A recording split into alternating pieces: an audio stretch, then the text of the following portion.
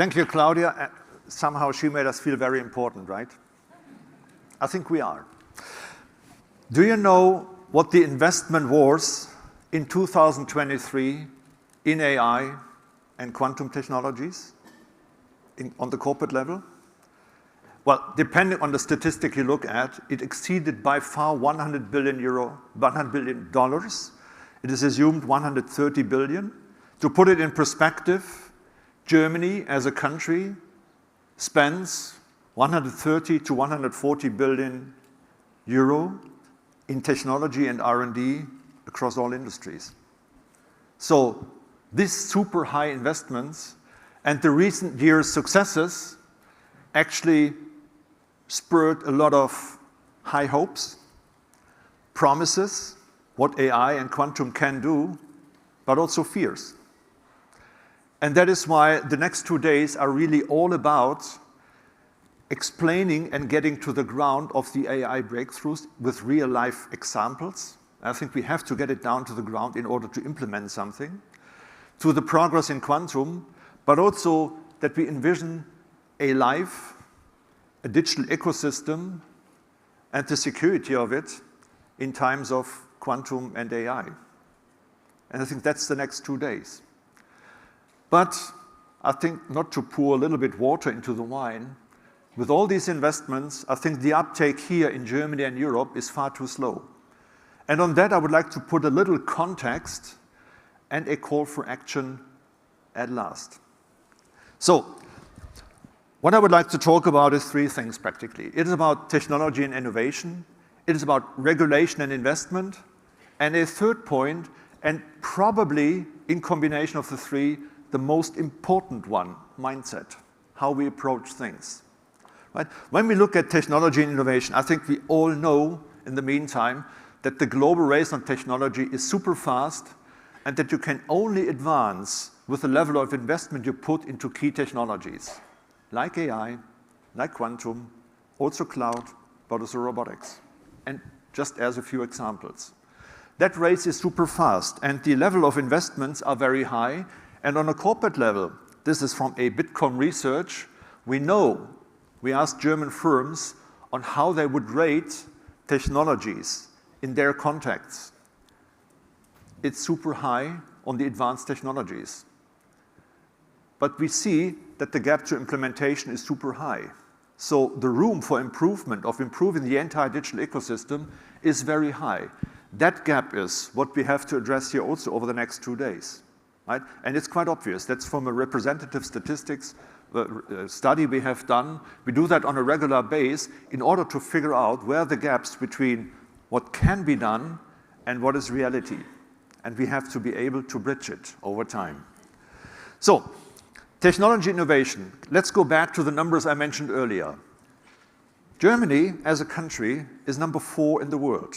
By far leading is the United States, with an approximate value of $700 billion per annum on technology innovation, followed by China, number 2, approximately 550, followed by Japan, 180, followed by Germany, number 4, 130 to 140. So it looks, when we look at the German digital ecosystem, that Germany is large, number 4. It is big in Europe, though small for the world. And that's important for the recipe of the digital ecosystem in Germany, because we need global partners, but we also need a very vibrant German local ecosystem and European ecosystem in order to pursue the further digitalization of society, of the institutions, and of the offerings to society in general. Right? And if you look at Europe, Europe is almost at eye level, when I say almost at eye level, to China and to the United States. And the percentages below is the percentage we need to uplift our investments into technology in order to be at eye level. So, if you all run companies, can you increase easily 20% your R&D budget? Actually, I would have difficulties, I must say. But in due course, we now, for the next year, spend a very big amount on AI. And there is one specific company here who did that exercise with us. And I think reserving the investments on AI or on advanced technologies is very important. Otherwise, there is no progress. And in particular for the German Mittelstand and for advanced companies, it is necessary to boost up the investments. So over and above, one call is really that in Europe, we have to unlock more investments to be at eye level. And for Germany, I must clearly say, we should meet Japan's level at 180. That should be possible. I believe we not lack funds. And there is colleagues and participants here from politics. We don't lack funds. We have enough money. We have record tax income next year of 1,000 billion. It is a lot of money. We have to spend it right. And we should spend it more on technology and the future as opposed to redistributing it into an ecosystem which then over time will dry out if technology comes not into play. Right? And that, I think, is an overall very important context. A second context is, and it relates to all of us, because that is regulation. We saw a very big wave over the past 5 years of producing new regulation. And I think that the political institutions are not there of being a production entity of law only, but also of helping to simplify life. And simplifying and streamlining regulation, in particular in the digital area, would really help us to foster innovation more, because what we learn at Bitkom, with all the research we do, that regulation put uncertainty to investment.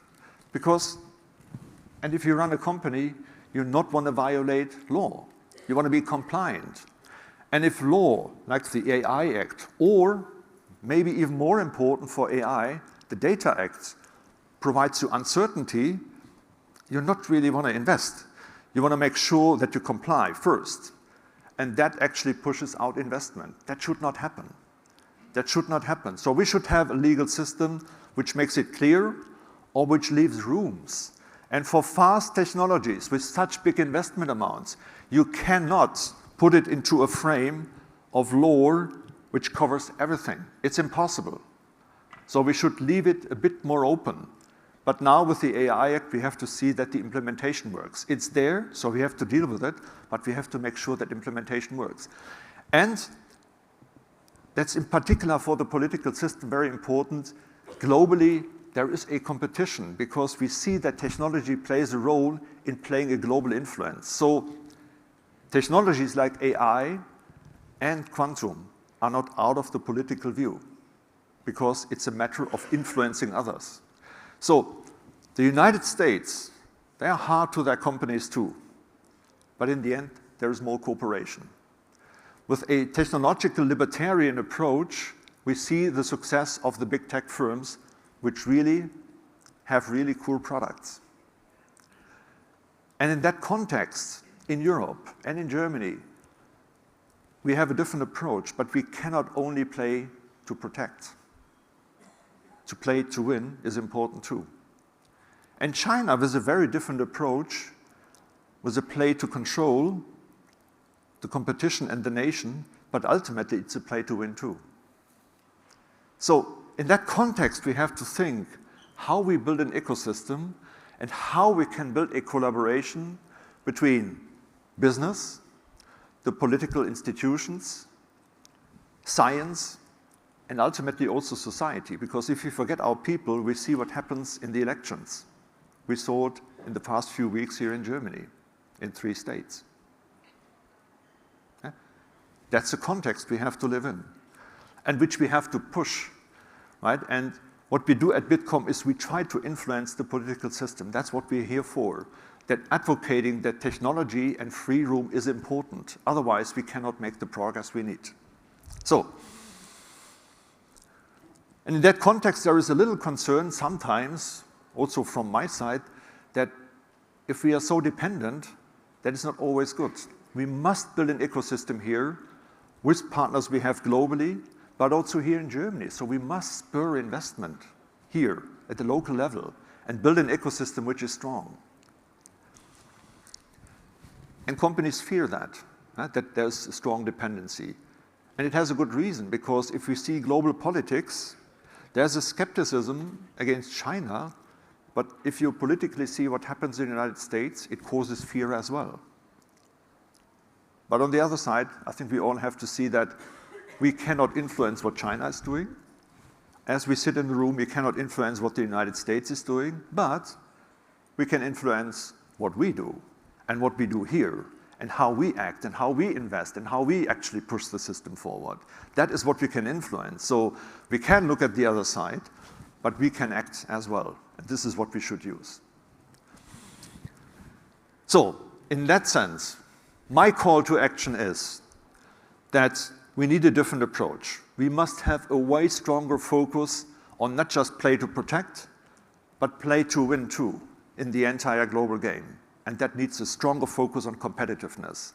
And as we approach in the next year elections here in Germany, that will be our recipe for putting forward to the institution, to the political parties, of how we should act. And we bundle the voices of the entire industry. You can be rest assured of that. Playing on competitiveness. The second thing is also strengthen the technology adoption and the development. Invest more, but also foster investment on a corporate level, because there is no way that we can play it with public money. It must be actually induced through private investment, because that's typically where the results are best. I believe that companies, startups, good corporations which want to pursue the path forward know best where to invest, because you would stop things which are not useful and you go to what the market, what the customer needs. And that is where we should drive the innovation and the money forward to. And last but not least, a way simpler way to build public-private initiatives, because that's way too complicated. And if we could ease that, that would be 3 points where we could take better in a way forward. And this is not just for Germany, this is actually also for Europe. So I believe that Europe still is super innovative, but it's not enough to have good science. It is combining science, it's combining investment, and then progress on deep technologies and pursue forward. We also have the money. There is no lack of funds. We have to steer it into the right direction. And that actually then is the last point. And that very last point is, and Claudia made us feel very important, but I believe we can influence that a lot. Sometimes the mindset here, if you read the news, is very heavy, isn't it? I don't like to read the news sometimes anymore. And making a difference in how we approach things. Play a game to win. Do not play a game not to lose. It's a separate, a very distinctive, different game. And if you see the German soccer national team, you see the best example. We had good players 5 years back. We have good players now. What's the difference? They play together. They play because they want to win. We can play to win if we play well together as an ecosystem. If we bundle our voice to the institutions, to what we need to be successful. And that play to win, I think, makes a major difference. So in the next 2 days, absorb, learn, discuss. But when you go back home, do something. Not just take it for granted that you see good presentations, good real-life examples here, but do something. Invest more. Make a program in your company. Introduce something, even if it is test and try. There must be a beginning. The beginning is what we make. We make the difference, and in that sense, dear colleagues, dear comrades, I don't know how to pronounce that. We are all one community here. If we want to make a difference, we have to move. We shouldn't complain, but keep our things together and move forward. In that sense, have a good stage time here for those who speak. Have a good listening time, a learning time here for all of you who participate. Enjoy the next 2 days, but remember, when you go back home, do something. Thank you very much.